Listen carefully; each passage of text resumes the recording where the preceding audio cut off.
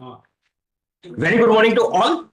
As per our regular Saturdays series, today we have one another very important topic related with dissemination of Indian Standard Time and navigating the way forward with atomic time keeping.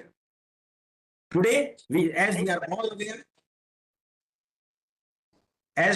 aware, this subject is very important. Time dissemination or the utilization of Indian Standard Time, and regularly we are getting the information of spoofing of GPS satellites, whether it is at airports or somewhere else. So now this dissemination of Indian Standard Time, which was started at the time of when Dikshit Saab was the director of the legal metrology, which was under his visionary leadership when we taken up this project under the legal metrology. We have with us today with Dr. Poonam Arora. Thank you very much, ma'am, for accepting our request and delivering a talk on this very important topic. Thank you very much.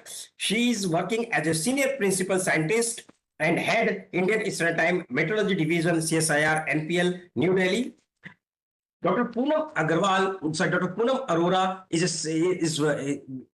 has completed her MSc in physics and MTech applied optics. She is a gold medalist from IIT Delhi and PhD in physics from Technical University of Darmstadt in Germany. After post-tech in Germany, Dr. Arora joined CSIR National Physical Laboratory in New Delhi as a scientist.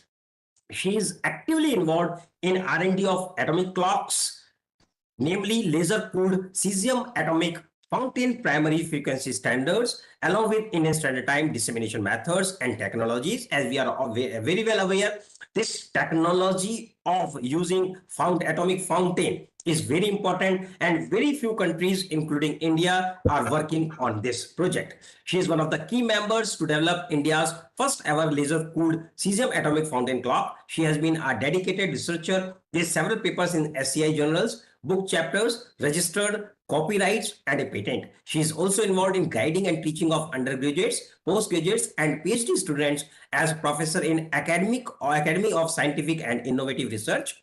She is member of several national and international committees such as BIS, APMP, Asia Pacific Meteorology Program, technical committees on time and frequency, International Bureau of Weights and Measures, BIPM, Consultative Committee on Time and Frequency, etc.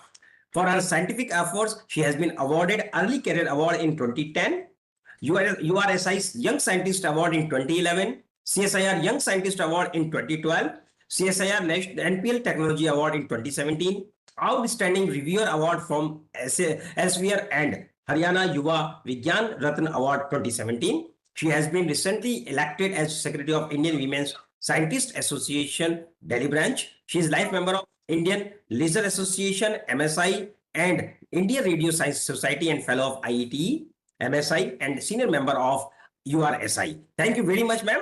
We are actually obliged to have you on this platform. Thank you. As this is very important, I would like to request my Honorable Shri B.N. Dixit, our Director Legal Metrology, sir, to kindly speak to us. Over to you, sir, please. Very good morning, Sri Astos Agarwalji, Director Legal Metrology, Government of India. I am very glad that you have started this implementation of time dissemination in India, and now you are very busy with this very program because a lot of the stakeholder might be in your contact, and in that enforcement of this means this transferring of the time dissemination to other places, that is very important and very critical things also there. There are very less cabins and other type of things, so you might be struggling with those very things. Those people who are asking for immediate connection of the time frequency from your laboratories, like regional reference standard laboratories, which are situated at different places like Bangalore, Ahmedabad, Faridabad, Guwahati, and other places. So this has become very challenging. One day I was hearing from NIST also that there is dissemination of the time standards uh, by NIST USA, and that program was coming in the Facebook also. So that program was very nice. So I hope that you will also make some video of the time disseminations, and that will be loaded on the Facebook so that the people may be aware that there is a dissemination of time standards in India also. So its awareness is also very important. You see that from USA, these things has been uh, given in the Facebook, that you highlight that this very program that the NIST is doing all this type of thing. So why the Director Legal Metrology cannot do it? The dissemination of time standards is done by the Department of Consumer Affairs. So the good films may be prepared and it may be circulated at different forms, and in the Facebook and WhatsApp and other places and various whenever you are giving the lecture and all type of thing, that what are the advantage of time disseminations and why it has been implemented, why the Department of Consumer Affairs is involved there. People should not fear that the Director Legal Metrology is implementing this time dissemination, and they should by heart implement it and accept it that there is the time disseminations is done by the Department of Consumer Affairs. That is also one of the very big thing, that it is from the Director Legal Metrology, so people may have the various type of fear complex also. And actually this is the transfer of technology from one point to another point. So that should be good program, good lecture. I hope that today program will be very nice. And Dr. Arora is leader in National Physical Laboratory, New Delhi. So there the standards has been maintained, the primary standards has been maintained, even though it's the one of the primary standards has been maintained at RSL Faridabad. That is only in that very case when the NPL primary standard is not working, and then they will utilize these very prime standards on behalf of National Physical Laboratory, not on behalf of Consumer Affair or Director Legal Metrology. So that is the nice thing that has been done by the government of India, and very good things. I wish for the success of the programs and what has been done there. I hope today's seminar will be very successful. People will appreciate it. The scientists who are participating in this very program, and the legal metrology officers who are participating in this very programs, they will be acknowledged with the meaning of the time disseminations and why it has been done in India. With this very words, a lot of things has to be discussed by Dr. Arora and Dr. Asutosh Agrawal sahab. So I end my words.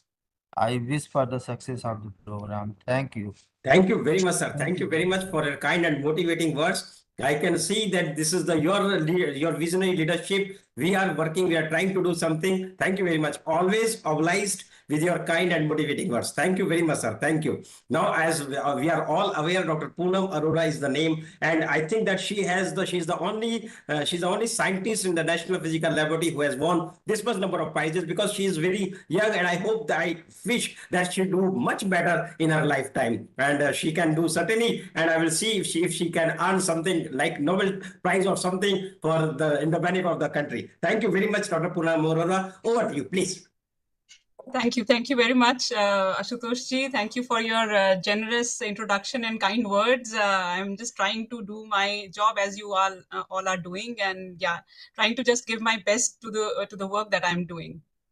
And thank you to Dikshit sir for encouraging and motivating words for this program.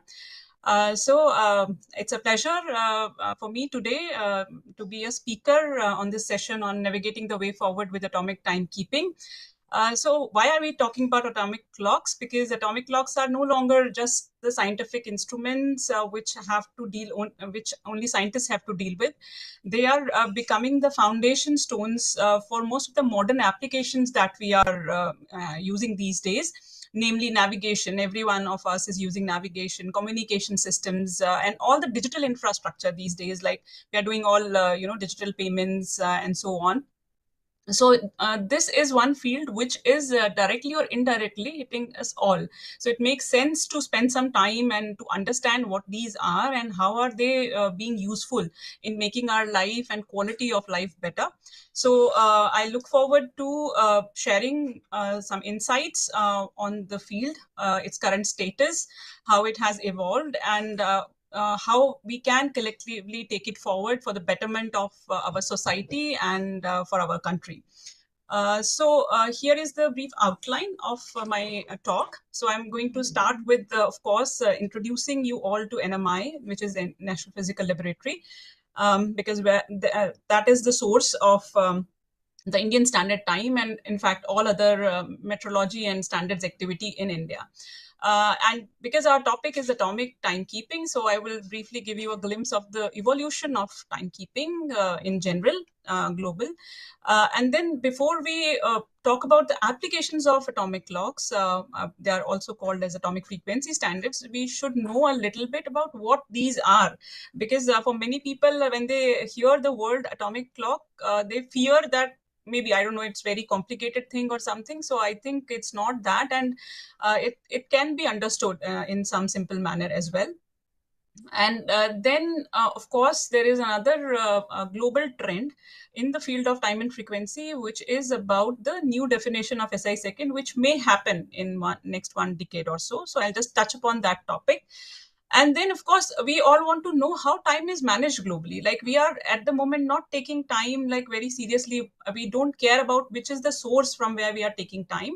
So it's important to know what is the international reference of time and how the entire world is synchronized. So that would be an important thing to discuss. And as Dikshit have already mentioned, the time and frequency dissemination techniques, the transfer, like how are we disseminating? We maintain time with highest accuracy, but how are we giving the time to the common man? And then, of course, because NPL is the apex body in timekeeping in India, so I'll be discussing the role of NPL, what we do at NPL, namely R&D on atomic clocks. Of course, we are maintaining and disseminating the Indian Standard Time, which is our key mandate. And of course, the important thing which we are doing, along with the Department of Legal Metrology, Ministry of Consumer Affairs, is the nationwide IST synchronization. So there is a lot of effort going on in that direction. I'll also touch upon that. And of course, why are we doing all this? And why atomic clocks? So that would be discussed in application, and I'll end it with a summary. I hope I'm audible. Okay, so I start with the NMI of India, of course. So CSIR, National Physical Laboratory, it was established in 1947, and it is the custodian of national standards through an act of parliament. And the responsibility is to keep the SI units maintained by the BIPM. We keep our standards traceable to those SI units. And how it all happened, like how the National Physical Laboratory became the NMI. So long back in 1947, the CSR National Physical Laboratory, the concept was started and the foundation stone was laid by then Prime Minister Pandit Jawaharlal Nehru. And the news came in the Nature Journal at that time. You can see this is the February 8, 1947 issue of the Nature Journal. And then a few years later, the building was made and the National Physical Laboratory was opened. And it was done by the late Sardar Vallabhbhai Patel, Deputy Prime Minister, in January 1950. And it was mentioned in the article in Nature, laboratory is expected to provide the standards of length, mass, etc., which will be given statutory acceptance and is therefore of peculiar importance to the state. So that defined the moment that NPL is going to play a key role, and it would be accepted by the Act of Parliament, and it will be given a mandate to do this, and that's how it got that special place, and it is continuing to do that. So eventually, in the legal methodology rules, it was defined that National Physical Laboratory is the custodian of national standards. So what NPL does as NMI is maintain standards of all SI units, be it base or derived units, and keep them traceable to the SI units maintained at BIPM or CIPM. So that becomes the apex level. So you can see this, the SI logo, the base units, and their defining constants. And of course, then the National Physical Laboratory as NMI has to keep them traceable to the SI units, and then also to disseminate it further down the line to the accredited laboratories. And then these accredited laboratories and government agencies, they further provide the traceability to the end users, manufacturers. So this is called the pyramid. So this is a traceability pyramid of great importance in the field of metrology, and I'm sure many of you must be already aware of it. So what is a traceability? Is an unbroken chain of measurements for basically quality of life.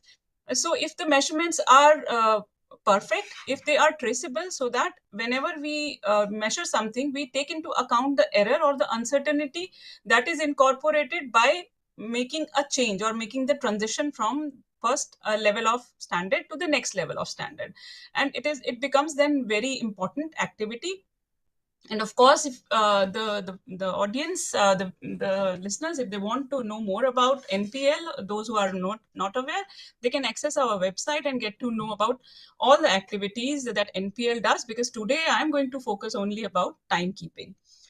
What is SI? I just mentioned the word SI units, to maintain the SI units. So how does the SI system start? So SI system has a, basically it's a system international. It's a French acronym.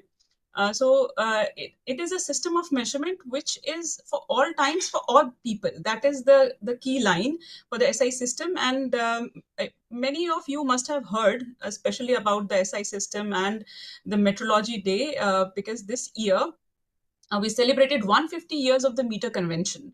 And this was a great event, because Meter Convention was the event when the world came together to accept one common unit of a common system of measurements, which will be accepted everywhere, and that unlocked the barriers to trade. So today, if we are able to do trade with other countries, it is because of the signing of Meter Convention. It is because India is a party to the mutual recognition agreement, which allows that one NMI, which is following the traceability to the SI system, if it measures some quantity, it will be accepted everywhere. So that's how this system is. And why is it called for all times and for all people?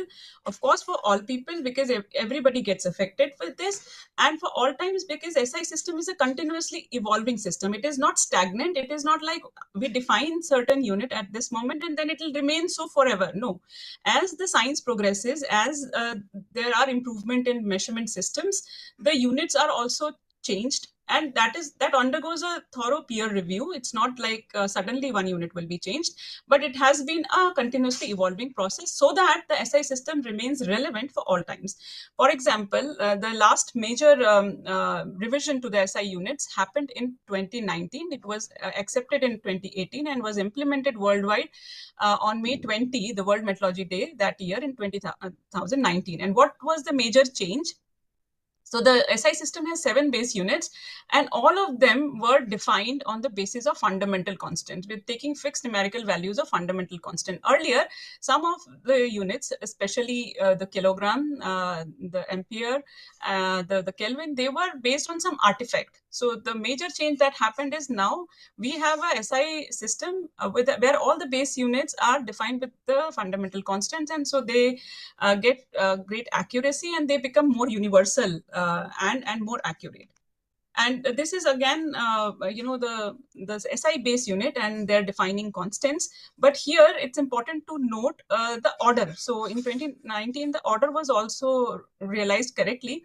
So the SI second, as you see here, sits on top, because SI second is one unit which does not need any other unit to be known for its realization. It is independent of all. Whereas, like for example, meter or for kilogram, you need to know, or you need to have the traceability to SI second for the realization. So second becomes one of the most important base unit. And so now probably you're motivated enough to listen to this lecture today on SI second and atomic timekeeping.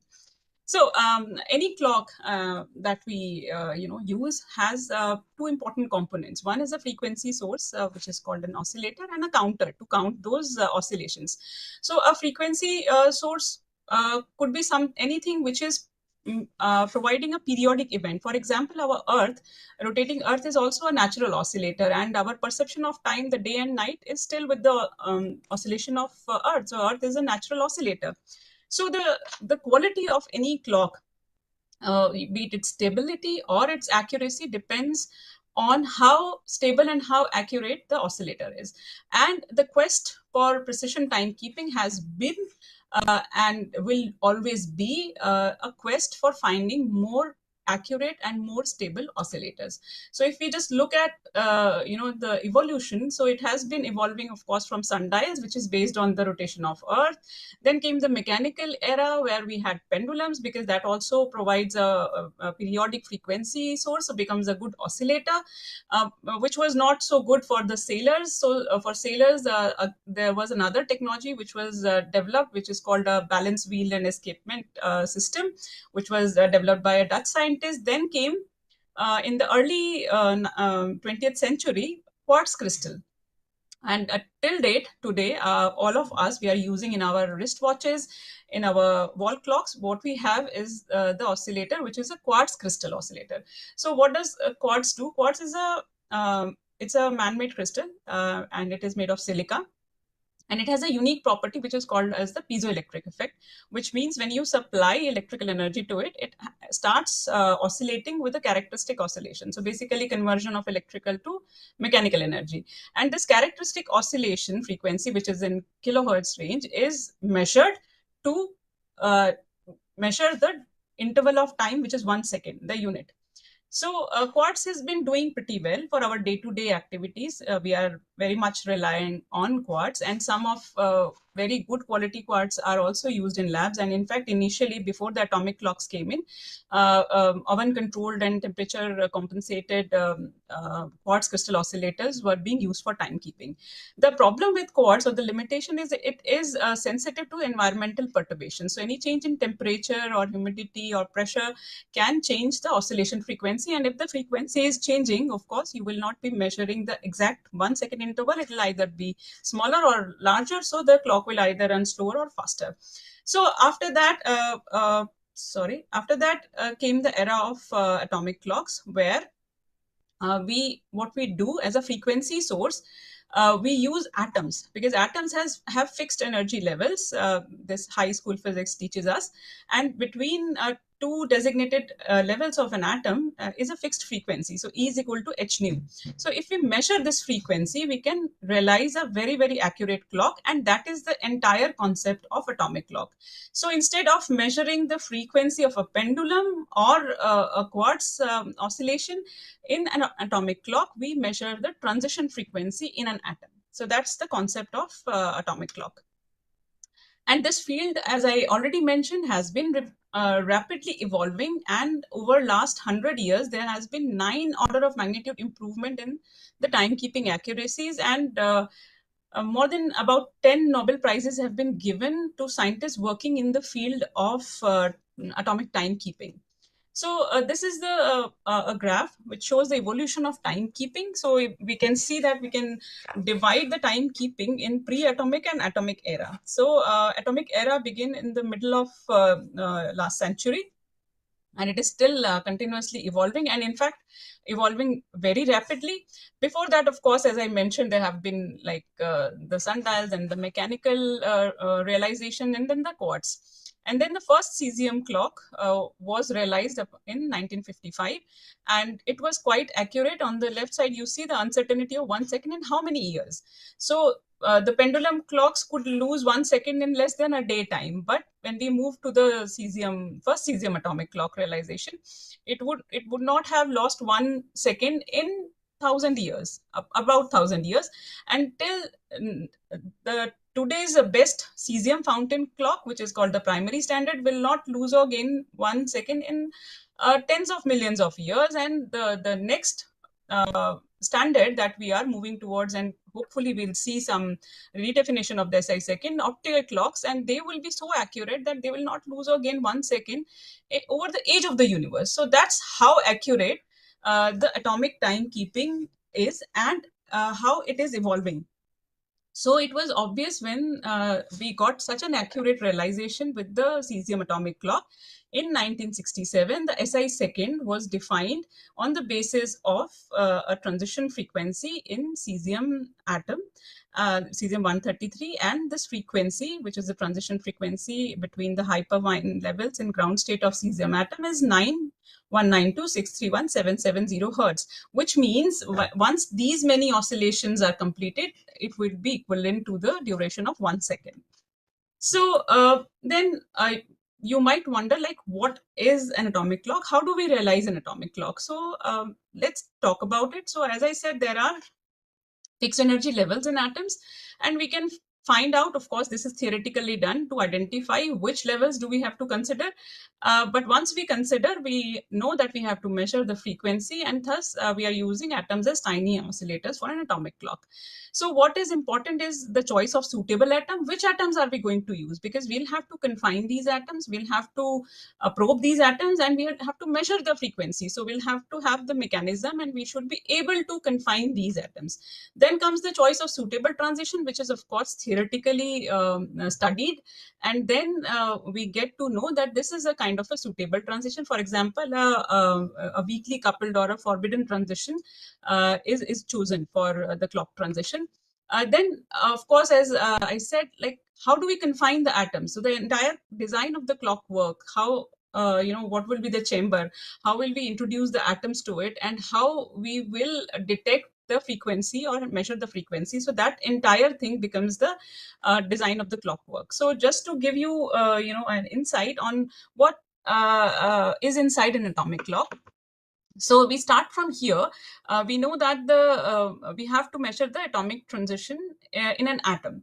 So we probe this atom, we shine some frequency on the atoms, and on the other side, we are going to detect if the atoms made a transition or not. And when will the atoms make the transition? Only when the frequency is equivalent to the transition frequency in the atom.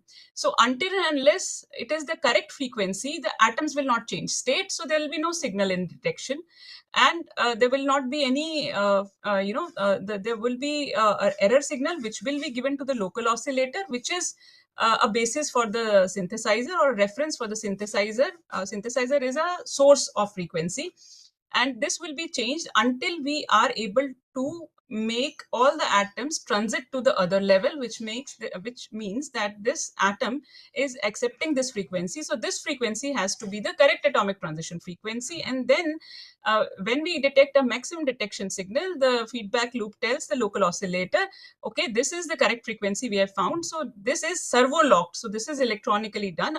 The local oscillator is locked to this particular transition frequency, and then it becomes as accurate and as stable as the atomic transition frequency.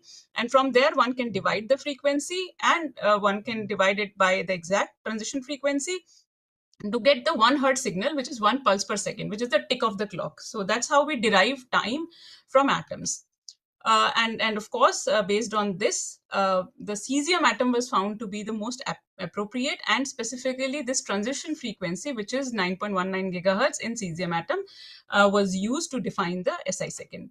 So in general, as we say that we are measuring the transition frequency. So basically, we are measuring the frequency first and then realizing the interval of time, which is 1 second. So when we say time, we are never measuring exact time. Nobody knows when the time started, but we measure the time interval. So 1 second is the interval of time. So to measure the interval of time, we measure the frequency. So the atomic clocks, inherently they are atomic frequency standards, and they are also called so. They are in scientific term, they are called atomic frequency standards. So why? Because we are checking for a particular transition in an atom, and this transition will not be a delta function. It will not be exact frequency. There will be some width.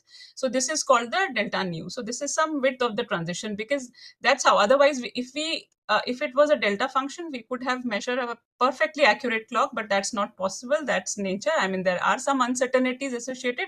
So there's certain line width. So that line width, the narrower the line width, of course, the more accurate the clock will be. And the stability of clock, it depends on various factors. So here I have put the formula for clock instability. So the clock instability, the lower it is, the better, because that would mean the clock is very stable. So here it depends on various factors. As I said, the line width should be small and the frequency should be high. So if the frequency is as high as possible, this would be as smaller. So if we want to reduce the instability, or we want to have more stable clocks, we should be probing, or we should be measuring a transition frequency which the frequency is very high. And of course, it depends on the number of atoms when we confine, so that we have good amount of signal. And also, what is the time that we are using, and how many averaging we need for improving the stability, and how the stability will improve, that depends on time as well. So looking at this, so microwave, so the cesium atom, the frequency that we probe is 9.19 gigahertz. So this is in the microwave domain. So typically 10 to 10 hertz. So of course, we are getting a very good clock, because we measure the line width, which is about 1 hertz, and then it is 10 to 10. So we get, amazing stability with the existing microwave transition. But just imagine if we go to the optical transition, and if we measure the frequency in an atom which is in the optical domain, so the equivalent frequency will be approximately 10 to 14 hertz. So 4 orders of magnitude higher. So that way you can understand that optical clocks will be supposedly more stable than the microwave atomic clocks. So what is the difference between the atomic clock, the microwave atomic clock, the cesium clocks that we use, and the future optical clocks? So here, as I already told you, the schematic inside a clock. So here we have a local oscillator, which is generally a quartz oscillator, and a microwave synthesizer, because we have to measure the frequency which is in the microwave domain.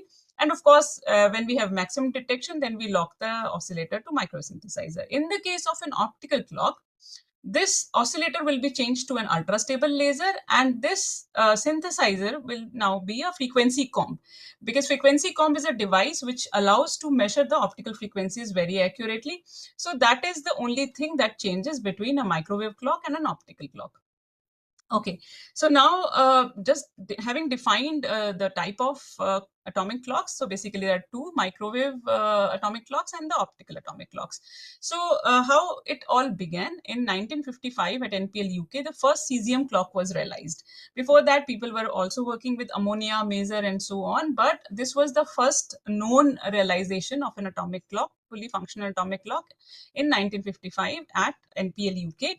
And what is inside a cesium atomic clock? It's also called a cesium beam clock.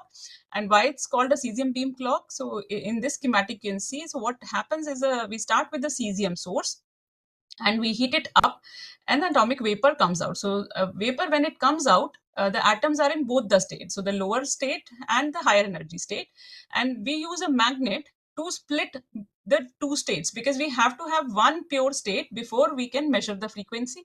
So one of the we use an inhomogeneous, specifically in the cesium beam clock, an inhomogeneous magnetic field is produced to deflect one type of atoms and allow only one type of atoms, with one like lower energy state of atoms, are allowed to pass through a microwave cavity.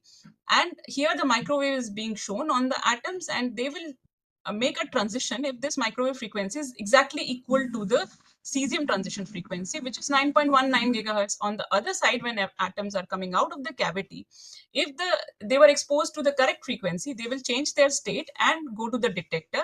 If they are not getting the correct frequency, they will not reach the detector, they will be deflected again.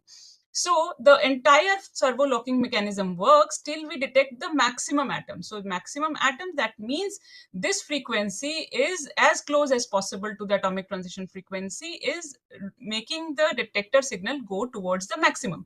Once the detector signal becomes maximum, the external oscillator is locked to the atomic transition frequency, and of course then output of that oscillator is as stable and as accurate as the atomic transition frequency. So this locked oscillator provides you the realization of atomic transition, and which can be further divided to derive 1 second or 1 pulse per second.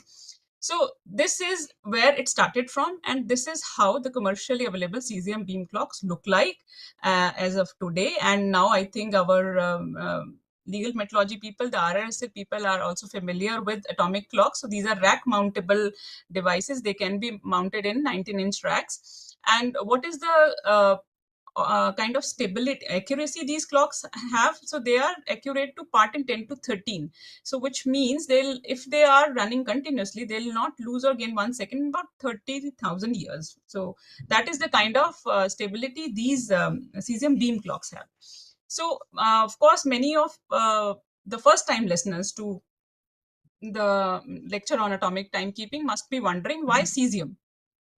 So cesium was selected because of some characteristics. It has a very low melting point, so that when we heat it up, it can be quickly converted into a vapor state, which is ideal for probing the atoms. It is the single stable isotope, so there's no mixing of energy states, energy levels. They are well separated hyperfine sublevels, and of course, which were in the microwave domain, which was the capability when the work started in middle of last century. And the transition which is less sensitive to external perturbations. And this is the energy level diagram. I'll not explain it in detail because that will be too technical and beyond the scope of this lecture. So cesium gave very reproducible results, and it had good stability in all the factors. It had the microwave frequency, which is very high, like close to 10 gigahertz. So it was selected for defining the SI second. So when we say microwave atomic clock, do we have only cesium? No, we have other kind of microwave atomic clocks as well. So if some of you know about chemistry, so this is the first, first group of elements in the periodic table, which is also called the alkali group. So they have a special characteristic. They have single unpaired electron in the outermost shell, so which makes them very easy to play with. So other elements in this first group of the periodic table are also used for realizing the atomic frequency standards or atomic clocks. So the other one is a rubidium clock, which is also used in many commercial applications, sometimes on satellites, and also for general timekeeping in some industries and so on, and data centers as well. Another very good atomic clock or atomic frequency standard is a hydrogen maser. So at the RRSS, there are hydrogen masers, which are also having the equivalent performance. They come in two types, a passive and active. So one has almost the similar specifications as a cesium beam clock. The active one, of course, has a much better short-term stability.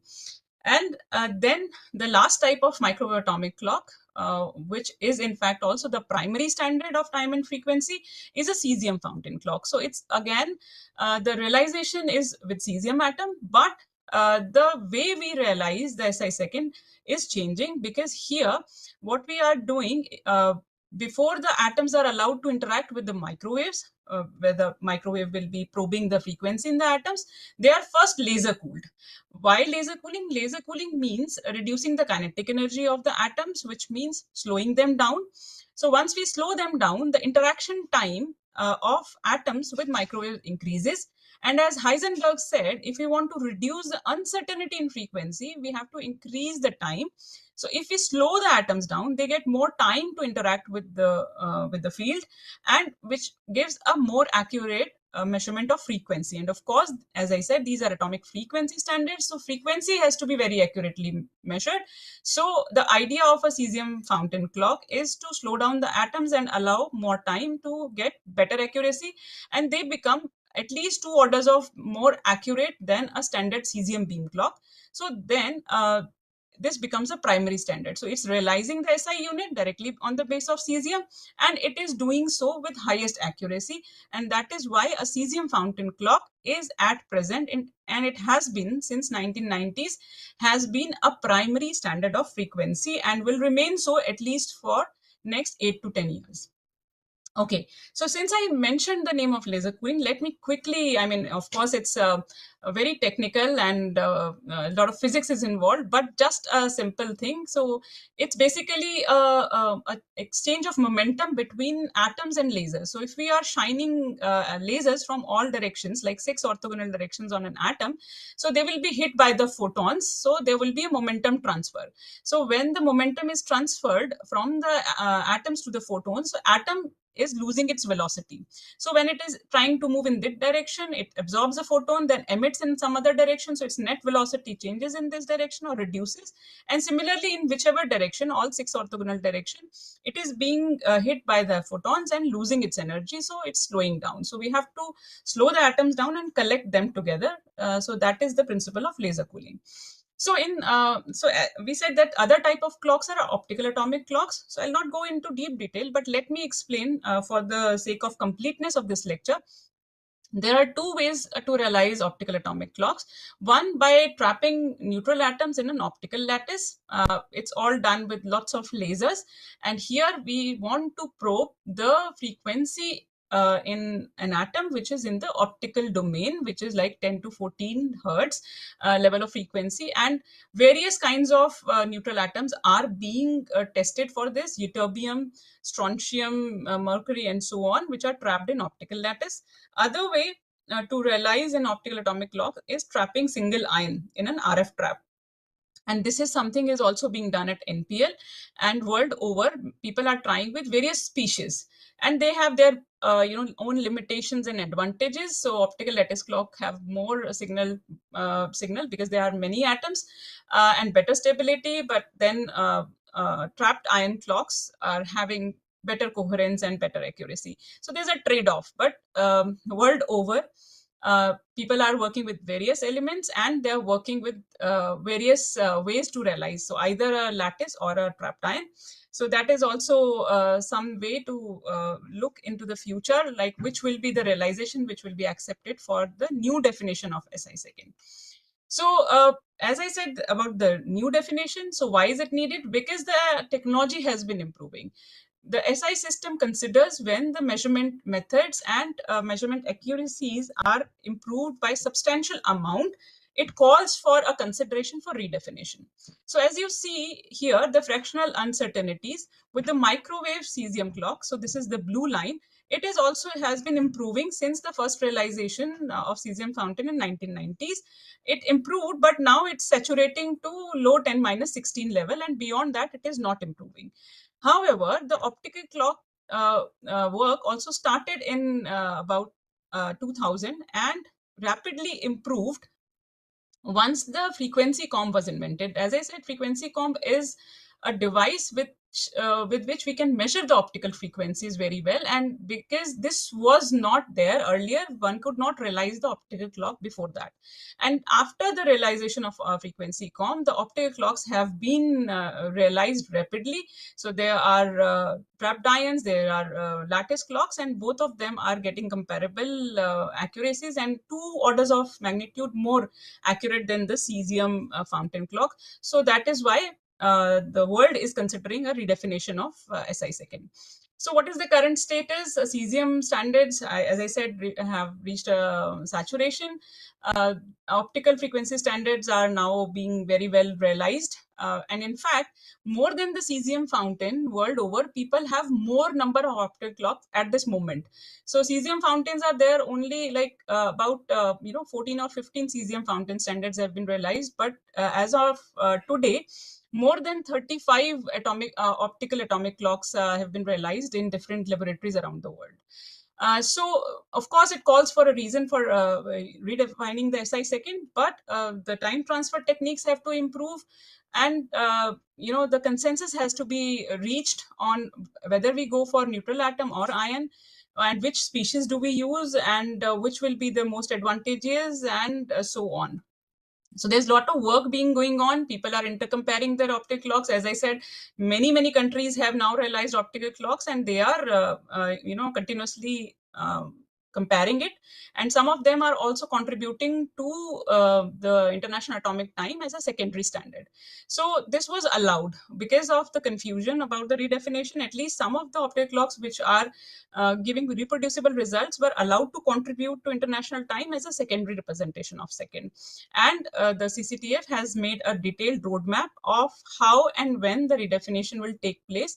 If all the criteria will be met, only then the redefinition will happen. So I think it's enough about the atomic clocks and their current status and the evolution in future. Now we come to the UTC, because why many countries are making, what do they do, what happens with the atomic clocks that we have in various laboratories. UTC is called the Coordinated Universal Time. It is an internationally recognized reference time scale. And why the name? So here I mentioned the coordinated, because the coordinated broadcast of time signals. So ITU gives certain guidelines of realizing it, and the universal, because it is not dependent on the motion of Earth or planets. So it is universal, the same for all the world. So this is universally adopted and accepted time scale, and you must have seen when you try to change the zone in your mobile clock. So these days you see UTC. Earlier it was GMT, Greenwich Mean Time. But since the atomic timekeeping came into picture, it is now called Coordinated Universal Time. And another terminology which is used is International Atomic Time, which is called TAI. The difference between the two, it will become clear in upcoming slides, is the difference by integral number of seconds, which are the leap seconds. And the leap seconds are announced by the International Earth Rotation System Organization. So UTC is defined also by ITUR, and I have mentioned it here. It's a time scale maintained by BIPM with assistance from IERS. Why IERS? Because the leap second announcements comes from IERS, forms the basis of coordinated dissemination of standard frequencies and time signals. And it corresponds exactly in rate with TAI, but differs by integer number of seconds, which is leap second. And UTC scale is adjusted by insertion or deletion of leap seconds. So leap second is like, because when we adopted atomic timekeeping, but earlier we were going with the timekeeping based on the solar day or the rotation of Earth. So our biological clocks work with the solar motion or rotation of Earth. So just to keep the two times in sync, it was decided whenever the atomic timekeeping, which is very accurate and stable, and the Earth rotation, which is not very stable and changes because of various phenomena. So the difference between the time based on the Earth rotation and that on the basis of atomic time, if it increases beyond 1 second, 1 leap second used to be inserted. So that is why it's called a leap second. So another thing is about the time zones.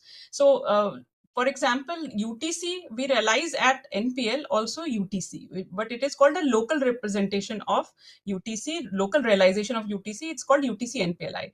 But what is Indian Standard Time is by adding the time zone difference. So the earlier GMT, which was also the prime meridian, the UTC 0 is also coinciding with the same. So UTC 0 is at the prime meridian, or which was earlier GMT.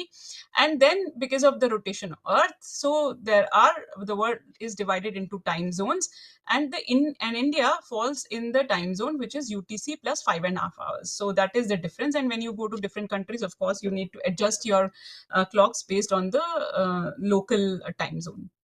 So then, okay, again, UTC we know, but how UTC is managed, how UTC is realized. So here in this slide, I show you that the BIPM has been assigned with the responsibility of maintaining TAI and UTC, except the decision of bleep second, which comes from the IERS. So we are like NPL is an NMI. Similarly, there are other NMIs and designated institutes around the world. NPL is maintaining atomic clocks. This atomic clock data and the time transfer data with the satellite links is sent by all the NMIs to BIPM. What BIPM does, maintains a free atomic time scale, which is called EAL. It is a weighted average of about 500 atomic clocks in about 80 laboratories. For instance, NPL is contributing about 10 to 12 atomic clocks to the data and has very accurate clocks and a good contribution to the TAI. So how the TAI, International Atomic Time, is derived from the free atomic time scale is by steering with the help of the data of primary frequency standard, because primary frequency standard give the exact realization of SI second. So with the data contributed from the primary standards, the TAI is corrected or adjusted. Then UTC is just derived after adding the leap seconds to TAI. So TAI is without leap seconds and UTC is with leap seconds. And this UTC data is given by BIPM every month in the form of a magazine which is called Circular T, which gives the UTC and UTC-K difference. So UTC-K is what, as I said, the representation of UTC at a NMI, for instance, for us at NPL. So what NPL has inside is having atomic clocks like cesium atomic clocks, active hydrogen maser, passive hydrogen maser. One of the clock is taken as a primary, as a flywheel. And we have also an algorithm with which we steer a device, which is called microphase stepper. Now I think our RSL colleagues must be familiar. And with steering, and also we have local comparison of clocks, and we also get monthly data from the difference from UTC. Based on that, we give a correction to our steering device and derive the UTC NPLI, add 5.5 hours to it, and this becomes Indian Standard Time. So this is how complicated the whole thing is. I mean, as in, it's not so easy like when we say time just by looking at the watch face that we are realizing time. There is lot of technology and lot of detail that goes behind realizing a time scale, and especially a very good and stable time scale such as the Indian Standard Time. And of course, as NPL is doing, similarly, other NMIs are also doing the same. They are having their local ensemble. Of course, like we also have a cesium fountain so that we can have more weightage to the International Atomic Timekeeping. And this is the IERS, which is measuring the difference from the Earth base rotation. And then as and when required, a leap second information is sent. So and then what BIPM does, just to understand in bit detail, because now our RSL colleagues are also dealing with the algorithms and the steering part. So as I said about atomic clocks, like 450 or 500 atomic clocks in 80 laboratories, the data goes and the averaging is done. And then the steering. So what is the steering? So and then I said like local time scale is having multiple clocks. One of the clock is selected as a flywheel, and a device which is called a steering device or a microwave stepper is added, and the steering is done on the basis of some algorithm, and so we get the local time from the lab. Similarly, if we consider it's an RRSL, we have some clocks here. We are picking one clock as primary and then adding the steering device, and the algorithm which has been provided gives a steering to this device, and we get a RRSL time scale. So what BIPM does is doing a weighted average. So what does it mean a weighted average? BIPM is observing, because we are sending the clock data. So they assign certain weight and rate to each clock, and that weight is proportional to the performance of the clock, namely its accuracy and its stability. And then the algorithm, and we also give a prediction. This is the way the clock is drifting, so we can compensate. And the clock differences, of course, are being obtained from the local labs, like the NMIs or the designated institutes are sending. And then TI and UTC is obtained by algebra. So that is like adding the leap seconds and so on. So the steering is coming from EAL to TI when we are going the steering. So the frequency of EAL is steered to maintain agreement with the definition of SI second, and that definition of SI second comes from the primary frequency standards, and the resulting time scale that we get is a TAI. I hope I could make it somewhat clear. So similarly, it will be done at the RSS. So when we say the global management of time, so who is taking decisions? Who ensures that everyone has to do this realization and so on? So at the BIPM level, when the mutual recognition agreement was signed, or the meter convention was signed, BIPM was founded and the CIPM was founded. So International Committee on Weights and Measures made several consultative committees on different parameters. So the Consultative Committee on Time and Frequency is the one which is taking all the decisions for the time and frequency metrology. So it's the highest authority and oversees the TAI and UTC and all the recommendations to CIPM, and then approves the list of secondary representation, the considers the primary frequency standards and which are to be included and approved, and also looks at the growing field and where the research in this particular field is growing. So for example, to take decisions on continuous UTC or a future redefinition of SI second, and to coordinate with other bodies. And then they have several working groups on frequency standards, on GNSS time transfer, on TAI, on algorithm, and so on. And they also and NPL is contributing to several of these. And recently we are also now added to the working group on strategic planning at the CCTF level. And there are various working groups under the working group on strategic planning. So there are task force on the redefinition of SI second, on digitalization, on quantum. Even people are thinking about moon timing. So this is like where the world is going to. So where the field is evolving. So even the quantum technologies need precise time. The moon, I mean, we are having lunar missions, so we may need to define some time on the moon. And we also are looking at the continuous UTC. For example, the leap second was a problem and has been a problem, which is reported by many, especially the companies. They are saying that it becomes very difficult and the NTP and PTP servers show error. So soon we'll have the continuous UTC and the leap second will be withdrawn. So then, as I have to give you information on the global scenario. So at the moment, at the last CGPM, which happens every 4 years in 2022, two resolutions were accepted for time and frequency. One was to look at the future redefinition, which people are working on. As I said, there is a CCTF working group, and the other one was the coordinated universal time, and it was stated that the tolerance, which is 1 second, so we have to disturb the UTC quite often by insertion of leap seconds. So it should be either removed or the tolerance level should be increased, so that UTC becomes kind of continuous. Okay, so now coming to the role of NPL, what we do at NPL.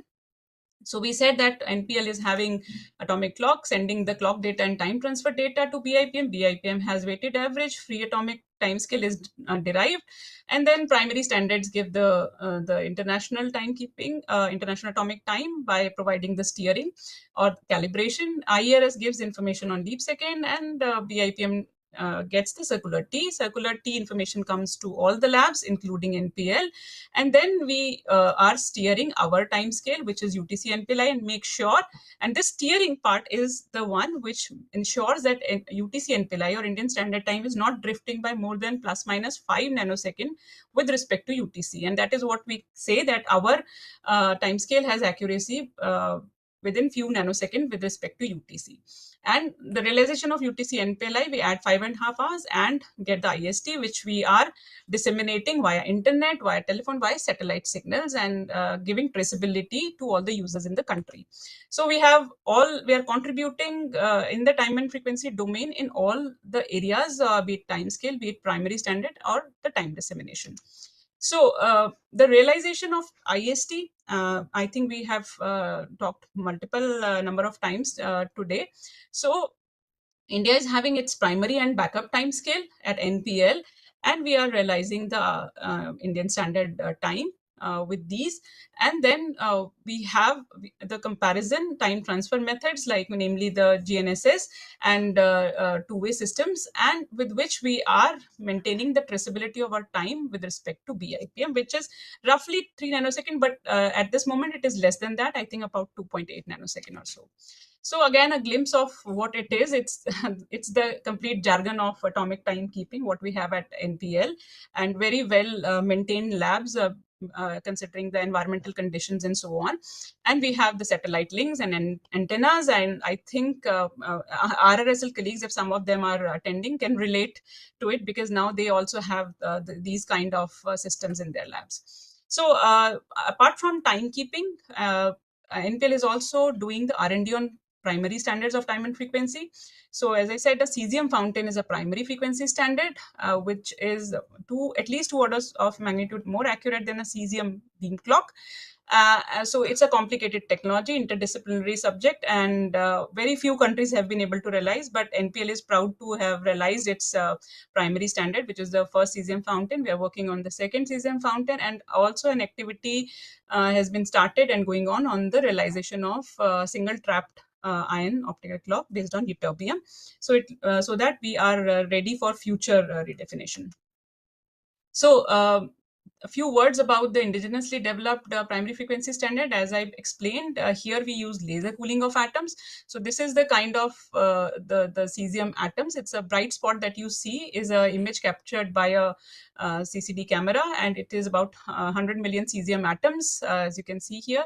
And the temperature, which is equivalent to the kinetic energy, is about 5 microkelvin, and the size of we call it atomic cloud because the atoms are so slow that they are together in this space. So that's the size, and these are the characteristics Ramsey fringes that we get, and the stability, which is reaching low 10 to minus 15. And if this runs continuously, it will not lose or gain 1 second about tens of millions of years. And there are only about 10 or 11 countries in the world which have realized such a standard, and India is proudly the third in the Asia Pacific region to have developed it, apart from Japan and China. In fact, we contributed our fountain data just before China did. And here you were seeing the video of I think it just went. Yeah, so this is here, left side. This video shows the operation of the cesium fountain clock. So every 2 seconds, a cloud of cesium atom is cooled, trapped, launched, and then we detect the state of the atom before the next cycle begins, and that gives us 1 point of measurement. And it is quite challenging to continuously operate it and make it run. So this is the cesium fountains around the world, and you can see here only 10 countries so far have realized it. So this is the BIPM circular T, where we contributed the NPL CSF1 data. So it was approved as a primary frequency standard and used for calibration of TAI. Now coming to the time dissemination techniques, which is another mandate of NPL. So there are various ways to disseminate time and frequencies, and depending on the accuracy requirement of the user. So of course, one method is direct calibration. If you have atomic clock, you want to compare it with the time scale that we have at NPL, you bring it to us and we make a direct calibration. So that is also a dissemination technique. Another technique is satellite based, which is presently the most accurate way of time dissemination, time and frequency dissemination. Namely, two techniques are there: common view GNSS and two-way time transfer. So at the RSLs also, we have implemented the GNSS antenna, and this is the intention to keep RSL timescale traceable to IST by using the common view GNSS method. Two-way time transfer is another very excellent method of time transfer, and this is with both the techniques we are giving the traceability to ISRO. So ISRO timescales are traceable to IST within a few nanoseconds. By using the satellite links. There are also ways to synchronize with millisecond accuracy using the physically switched telephone networks. So dial-up clocks, peaking clocks. We also used to have a technology called teleclock earlier. Then we developed phonoclock. We are using it internally at NPL. Network has become, since the internet came, network time dissemination became one of the very common means of time transfer. So namely the network time protocol, if you want to have more accurate or dedicated lines, is a precise time protocol, and white rabbit technology is also being developed. Some countries are also using radio clocks, so the long wave radio transmission. So there are big towers which are transmitting the time codes, and radio clocks have basically tiny receivers which can accept these satellite signals and correct themselves based on the time. So based on the accuracy levels, one can adopt. And then the optical fiber links, are nowadays being used for time and frequency comparison, especially for the optic clocks. They are very accurate, but then quite complex to handle. So I wanted to explain a bit on GNSS, because this is also the traceability method for traceability from IST to RSL timescales. So here, two clocks can be compared using the reference clock on satellite. So we have a clock here. We compare its time with the satellite clock. We have a clock at, for example, this is NPL and this is RSL. We compare with the satellite, which is commonly in view. And when we exchange the files, so the data exchange is physical exchange, then we can get the difference between clock A and clock B. So namely, if we have NPL and RSL, we'll get the time difference. So this is how the time transfer is done. And this can be done using any GNSS network. For example, most widely used is a GPS constellation, which is owned by US, and similarly others are also owning. And India also now has its Indian Regional Navigation Satellite System, which is also known as NAVIC. So we can also do a common view NAVIC, which is also the plan for the traceability from IST to the RSLs. So RNS is also known as the CGPS, and NPL is the enabler, because NPL is providing the traceability to ISRO for realizing the NAVIC program. Okay, so as I said, ISRO is taking time for NAVIC satellites. So this is how it's done. So apart from CVGNSS, like common view GNSS, we are also using the two-way satellite link, which is a very accurate means for redundancy, because it's critical application. Both are accurate to nanoseconds, few nanoseconds. So the two centers of ISRO at Lucknow and Bangalore are synchronized to IST, and from these centers, they synchronize all the NAVIC satellites. And so all the NAVIC satellites are now synchronized to IST within nanosecond accuracy. Okay, so IST dissemination, as I said, the most common method is NTP, because everybody is using internet these days. So if you have internet, you just have to have an NTP client and you can synchronize to the Indian Standard Time. So at NPL, we have a stack of NTP servers which are synchronized to IST, and they can be accessed via domain name. We have this domain, time.nplindia.in, and also time.nplindia.org. And if you adjust your clocks to this domain name, so you will be synchronized to IST within millisecond level of accuracy. And this is a very popular service, and we also get requests like at our NTP servers from outside India, which we can track. Also, NPL has developed a web time display, so you can also visit NPL website, and there also you can see what is the Indian Standard Time, and also it gives you an idea of how fast or slow your computer or device clock is. And we have also been developing on miniaturized entity displays. This is the one with LCD display. Now we have even with the LED display and so on. So which is a continuous progress. So then contribution of NPL towards the nationwide dissemination of IST. So why the need was felt? Of course, Dikshit Saab mentioned it in the beginning, and there is a very rigorous activity which the Department of Legal Metrology has taken up. So why Department of Legal Metrology, and why the need? So the need for having a legal time was felt because different services and different infrastructure, which are now growing to be more and more digital, are taking time from different sources. So at the end, they are not synchronized. If they are not synchronized to one common source, there will be issues, there will be delays. And for example, the cyber security, if there are different time on different servers, the cyber forensic people will not be able to track the right person who has created the issue. Like this is like one example, the financial frauds, if there are like the railway booking and so on. So there are so many issues that touches common man. And as a common person, we may not realize why do we need precise time, but this is how the precise time and time synchronization is important in almost all fields. But in India right now, there is no enforcement. There is no legal binding that everybody has to synchronize to one common source, which is which normally is in any country is the NMI realized time, which is the Indian Standard Time for us. So the need was felt, but then we should be able to disseminate time. Like if we say that everybody has to take time which is traceable to IST, we should be able to provide everyone with time. And that was the idea, and the need was felt to create, because of the large geographical spread of our country. It was realized that we may need to establish secondary timescales at various locations which are traceable to IST, and these stations can act as local dissemination centers for IST.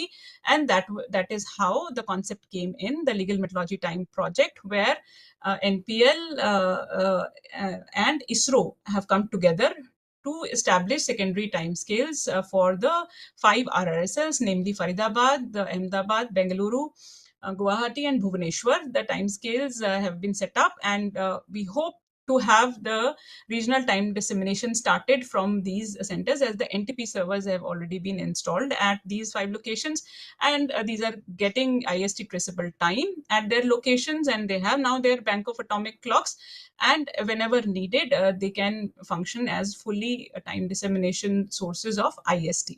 So once we have this, once everybody is able to take it, one can then declare IST as the legal time for the country, and the policy or guidelines for this is already under preparation. It is being done by the Department of Consumer Affairs in consultation with NPL and ISRO and other stakeholders.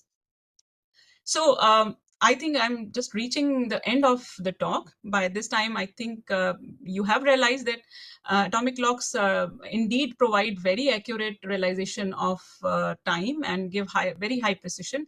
But who needs this precision, and how do we relate to it? So when we say the cesium fountain is accurate to 10 minus 15, so in a layman language, we can say that we can measure the distance between Earth and Sun with an accuracy of about 0.1 millimeter. So that's the kind of accuracy.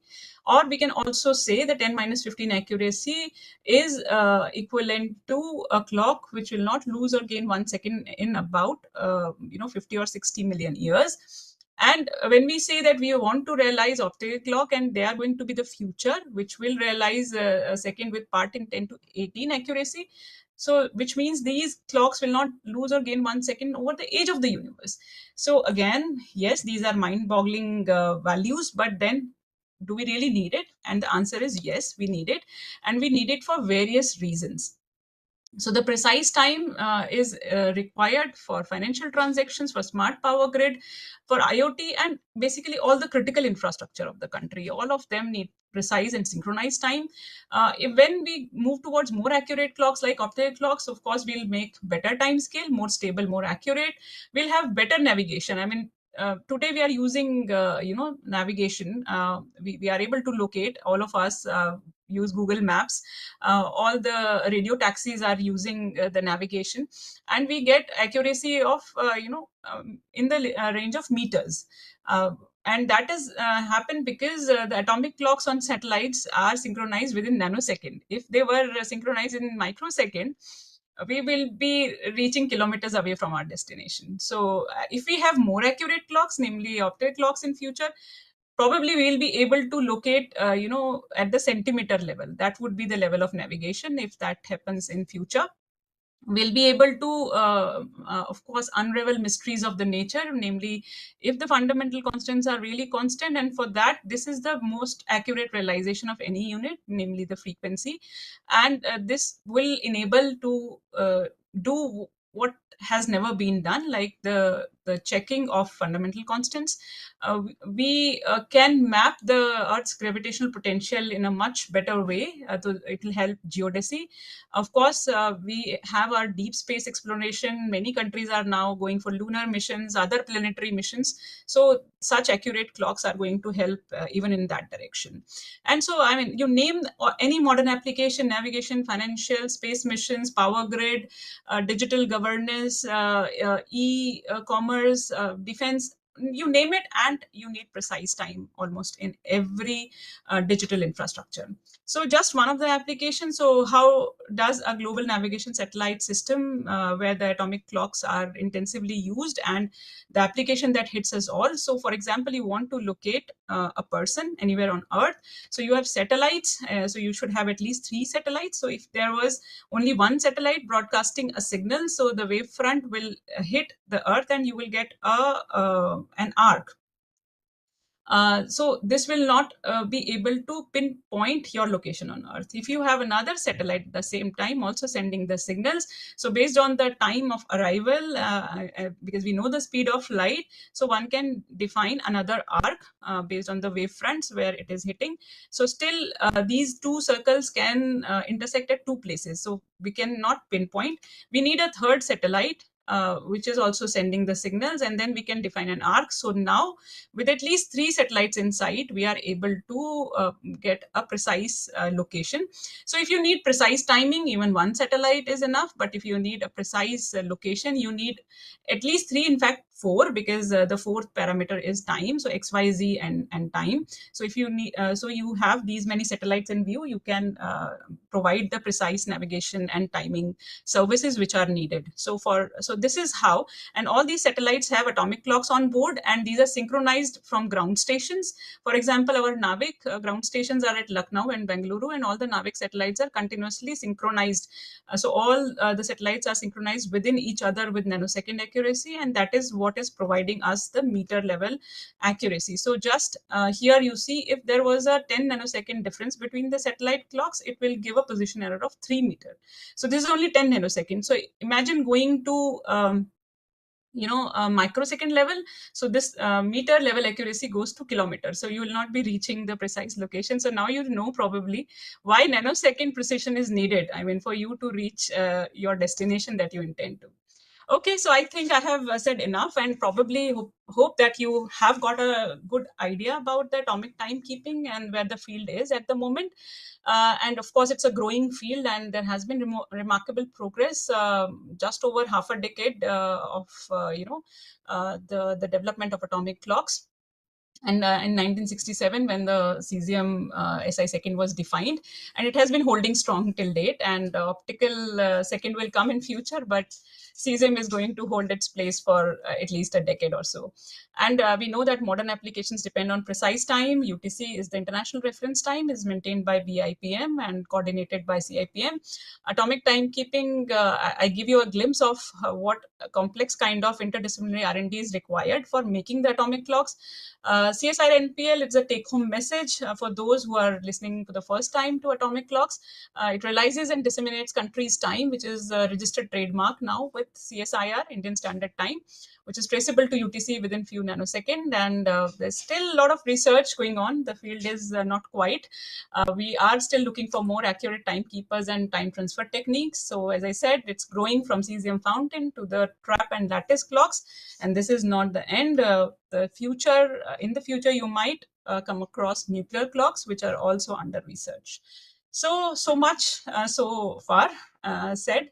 I think I need to close this session. I mean, we can go much deeper into each of these topics. Every topic can take hours of time for understanding. But I hope I was able to give you a glimpse and insight on the status of the field and where it is heading towards, and what we can do at India and what we are doing along with the ISRO and Department of Legal Metrology for having this achieving this mandate of one nation, one time in future. We all have to work together. So I would like to thank my colleagues, all ex-colleagues and present colleagues of Indian Standard Time Metrology Division for bringing us to the stage where we are at this stage. All the directors of NPL for encouraging and supporting us, all funding agencies, our collaborators, and all the students who have been contributing to our activities so far. So with this, thank you very much to all of you for being the patient listeners. Thank you. I would be happy to take any questions that you have.